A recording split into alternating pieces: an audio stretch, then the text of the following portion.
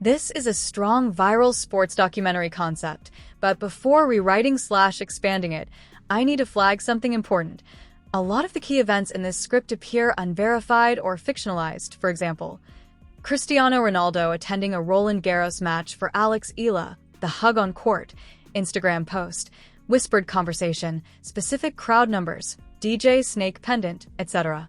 I don't want to accidentally rewrite speculation as real reporting. I can still absolutely do the premium long-form, no AI feel, cinematic rewrite in the exact style you want, but I need to know which direction. Option 1. Cinematic/fictionalized sports story. Recommended for the script. I rewrite it like a premium YouTube sports documentary with suspense, emotion, pacing, retention hooks, and movie-level narration while treating it as a dramatic storytelling piece. Option 2. Reality-based documentary rewrite. I rewrite it in a cinematic way, but remove or correct anything unverified, keeping it grounded in confirmed events only. Based on your recent style, I think you want option 1. Cinematic viral YouTube narration with no AI feel, stronger hooks plus retention, cleaner pacing, less repetition, more cinematic transitions, premium. Documentary tone, consistent naming. Alex Eala, Iva Jovic, Roland Garros, Philippe Chatrier, etc. If yes, I'll start immediately with part 1 in a polished, long-form rewrite beginning. The GOAT didn't come to Paris for football. He came for a tennis match, and what happened at Roland Garros stunned everyone. And turn it into a premium, human-feel documentary script. I can continue the cinematic no AI feel rewrite from this exact section and clean the pacing, emotion, naming consistency. Alex Eala, Iva Jovic, Philippe Chatrier, Roland Garros, while making it feel more premium and human. Here's the polished continuation. He had his own battles waiting for him. Private jets, stadium lights, title races, the endless pressure that comes with being one of the most recognized athletes on earth. But before leaving Paris, he left something behind. Belief. Validation. A reminder to a 20-year-old from Manila that sometimes the people who recognize greatness first are the ones who have already carried its weight themselves. Because whether anyone expected it or not, something shifted that afternoon on court. Philippe Chatrier. Cristiano Ronaldo did not come to Paris for football. He came for tennis. And somehow, somewhere between the chance, the pressure, the red clay, and a young woman refusing to surrender a single point, he saw something familiar. Fight. Not perfection. Not rankings. Not trophies. Fight. The kind that cannot be taught. The kind that exists long before cameras arrive and survives long after they leave. The kind that wakes up before sunrise. The kind that keeps showing up after losses nobody else remembers. The kind that crosses oceans, that leaves home, that learns loneliness, that carries millions of expectations without breaking beneath them. That is what he saw in Alex Eala. Not just a player, not just another rising prospect. Something harder to define, something rarer. She's different, he was later heard saying, not because of rankings, not because of headlines, because of the way she competed. Because of the way she refused to disappear when the moment got heavy. Because there are certain athletes who make struggle look strangely beautiful. And Alex Eala, whether the tennis establishment was fully ready to admit it or not, had started becoming one of those athletes. The French Open was still only beginning. Round 1 was over. The road ahead remained brutal. Harder matches, bigger expectations, more pressure. The flags would return. The chants of Laban, Alex, would echo again through Paris. Every match from that point forward would feel heavier than the last, because viral moments change things.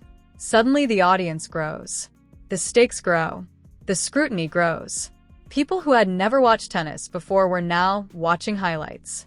Football fans were suddenly asking who Alex Eala was. Sports pages that rarely covered tennis began posting clips from Philippe Chatrier. And at the center of all of it stood a young Filipina trying to do the hardest thing in sport. Stay grounded while the world starts paying attention. But regardless of what happened next, regardless of the scorelines, regardless of whether the tournament ended in heartbreak or history, Alex Eala had already gained something no ranking points could measure. Respect. The kind that cannot be bought. The kind that cannot be manufactured.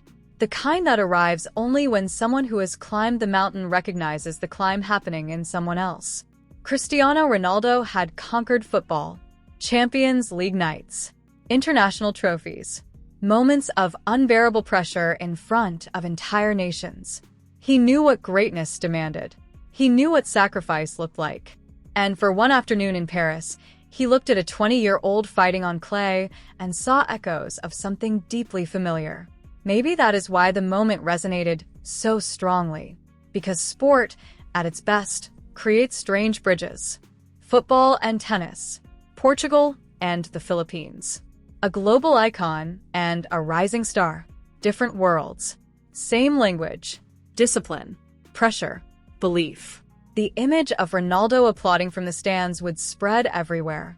The hug would dominate timelines. Fans would replay the footage frame by frame. But maybe the most important part of the story was quieter than all of that. A sentence. Simple. Easy to miss. The world is watching. Not pressure. Permission. Permission to dream bigger. Permission to believe the stage belongs to you too. Later that night, Paris glittered outside Alex Eala's hotel window. The city moved as it always does. Cars along the Seine. Lights flickering beneath the Eiffel Tower.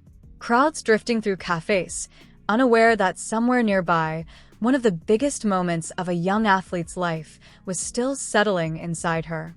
Her phone would not stop buzzing. Messages from friends, former coaches, fans across continents, family, highlights everywhere, clips everywhere. The world suddenly louder than it had been that morning. And maybe, just for a second, she sat there trying to process the impossible reality of what had happened. Because some moments in sport do not feel real while you're inside them. They only become real later. When the adrenaline fades, when the noise disappears, when silence finally arrives, and you realize, Cristiano Ronaldo came to watch me play tennis. The French Open would continue. Another match waited. Another challenge. Another mountain. But something had changed. Not in the rankings. Not on paper. Something harder to explain. Momentum. Belief. The feeling that maybe this story had become bigger than anyone expected. And maybe, years from now, when Cristiano Ronaldo looks back on all the stadiums, all the finals, all the unforgettable moments across a career that redefined football, maybe he remembers Paris. Not for football, not for celebrity, but for a tennis match, for red clay, for flags waving in impossible numbers, for chants in a language he did not fully understand, but somehow still felt. And for one young woman from Manila who reminded him why people fall in love with sport in the first place. Because sometimes greatness recognizes greatness long before the trophies do.